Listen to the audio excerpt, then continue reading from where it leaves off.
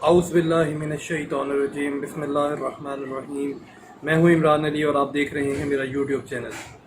आज मैं बात करने वाला हूँ कि मैंने आपको दो वीडियोस चाबहार के हवाले से अपलोड की, जिनमें मैंने सबसे पहली वीडियो में जिक्र किया कि चाबहार जो है मंसूबा, उसकी क्या अहमियत है, भारत उससे क्यों बाहर हुआ और क्या मुहर्रिकात थे कि चीन का और ईरान का जो माहिदा हुआ 400 अरब डॉलर का,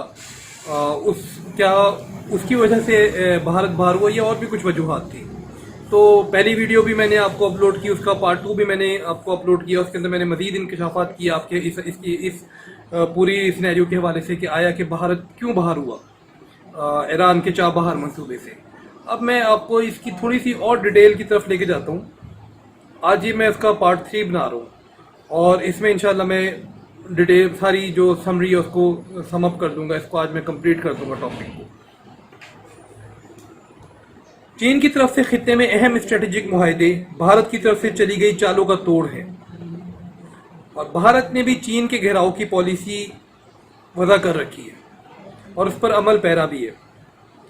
चीन ने अगर हमबन टूटा, चट्टागोंग, कोलंबो और जबोती में कदम जमाए हुए हैं और पाकिस्तान इसका इत्तेहादी है, तो भारत भी बहरे हिंद में अहम स्ट्रेटेजिक बंदरगाहों और उन बंदरगाहों पर मौजूद भी है और उस पर फौजी सहूलतें हासिल भी कर चुका हुआ। अब ये कौन कौन सी बंदरगाहें हैं जिस पर भारत ने पहले से ही मुआहदे तय कर लिए हैं और सहूलतें हासिल कर ली है, उसके हवाले से मैं अब बात करता हूँ आगे कि भारतीय वज़ीर आज़म नरेंद्र मोदी ने 2018 में सिंगापुर के साथ एक मुआहदा किया और उस पर दस्तखत किए थे, जिससे भारतीय बहरिया को चांगी नेवल बेस तक बराह रास्त रसाई मिली और भारतीय बहरिया इस बहरी अड्डे से रीफ्यूल और दोबारा मुसल्लह होने की सहूलत पा चुकी है। तो 2018 में भारत ने इंडोनेशिया के साथ जी एक मुआहदा किया, जिसके तहत भारत को अपनाए मलाका के दाखिली रास्ते पर वाक़या सबागांग पोर्ट तक रसाई मिली। याद रहे आपको इस बात के बारे में कि अपनाए मलाका चीन की दरामदी तेल का सबसे बड़ा रास्ता है। अच्छा, 2018 में ही भारत ने ओमान के साथ भी एक मुआहदा किया, जिससे उसको अद्दकम पोर्ट तक जो है रसाई मिली और अद्दकम पोर्ट चीन की जबोती में बहरी अड्डे और गवादर पोर्ट की वस्ती हिस्से में है। ये गवादर पोर्ट और चीन की जबोती जो है उसके जो बहरी अड्डे के वस्त में जो है ये अद्दकम पोर्ट है। तो मंगोलिया, जापान और वियतनाम के साथ भी भारत के बहरी ताउन के मुआहदे मौजूद है। अच्छा, अब इन सब कोशिशों के बावजूद भी भारत चीन का अकेले घिराव करने में की पोजीशन में नहीं है।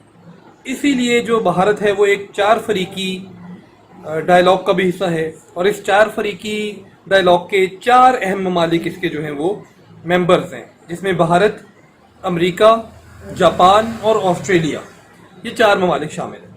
ये चारों एक 4 फरीकी सिक्योरिटी डायलॉग है, उसका ये हिस्सा है। भारत एक अरसे से ये कोशिश कर रहा है कि इस 4 फरीकी गैर रस्मी फोरम को बाकायदा फोरम की शक्ल दे दी जाए। इस 4 फरीकी फोरम के रुकन ऑस्ट्रेलिया ने चीन के साथ कोरोना वायरस के मसले पर अपने ताल्लुकात पहले ही बिगाड़ लिए हुए हैं।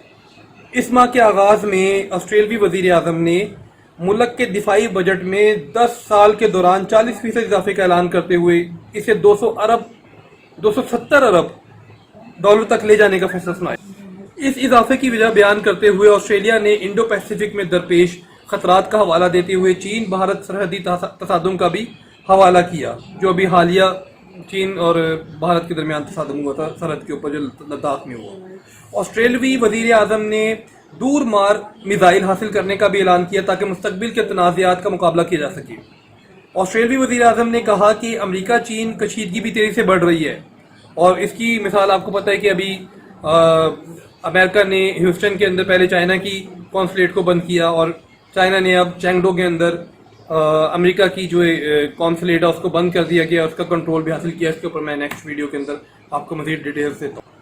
ऑस्ट्रेलियाई वज़ीर आज़म ने कहा कि अमेरिका चीन कशीदगी भी बढ़ रही है और कोरोना वायरस की वबा ने सूरत हाल को मज़ीद बिगाड़ा है और आलमी सिक्योरिटी ऑर्डर को इंतहाई गैर मुस्तहकम मकाम पर लाकर खड़ा कर दिया है। ये ऑस्ट्रेलियाई वज़ीर आज़म कह रही है।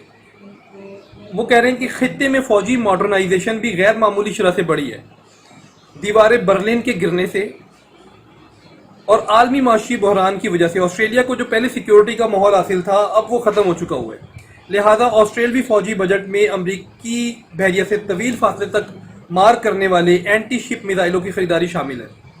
اس کے علاوہ Australia hyper sonic weapon system بنانے کا ارادہ بھی رکھتا ہے جو ہزاروں کلومیٹر تک مار کرنے کی صلاحیت کا حامل ہوگا. اس کے ساتھ ساتھ سائبر وارفیئر کے $15 ارب رکھے گئے ہیں.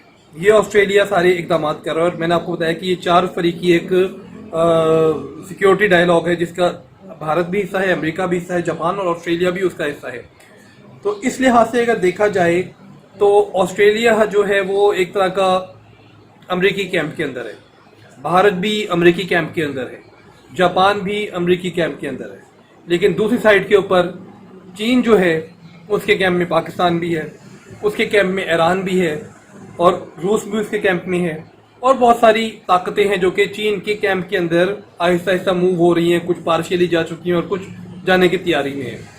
تو یہ ایک ایسا ماحول بن رہا ہے پوری دنیا کے اندر کہ جس میں پوری دنیا کے جو ممالک ہیں اس ٹائم وہ ڈیوائیڈ ہو رہے ہیں. امریکی صدر ڈونلڈ ٹرمپ نومبر کے انتخابات سے پہلے چین پر دباؤ بڑھا رہے ہیں اور آئے روز چین کے خلاف پابندیوں کے اعلانات ہو رہے ہیں, وہ آپ کے سامنے ہی ہیں ساری چیزیں. ہانگ کانگ کے حوالے سے دباؤ بڑھایا جا رہا ہے, تائیوان کو اسلحہ بیچا جا رہا ہے, جنوبی بحیرہ چین میں چین کی فوجی مشقوں کے دوران امریکی بحریہ کا اسٹرائک گروپ خطے میں بھیجا گیا اور مائک پومپیو نے پہلی بار جنوبی بحیرہ چین میں چین کی عملداری کو نہ ماننے کا پالیسی بیان بھی دیا.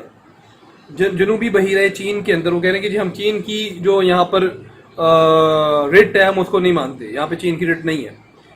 تو ان سارے حالات میں دیکھتے ہوئے دنیا ایک بار پھر 2 کیمپوں میں تقسیم ہو رہی ہے اور یہ جو حالات ہیں یہ کچھ بہتر کی طرف نہیں جا رہے بلکہ یہ ایک عالمی جنگ کا پیش خیمہ بھی ہو سکتی ہے.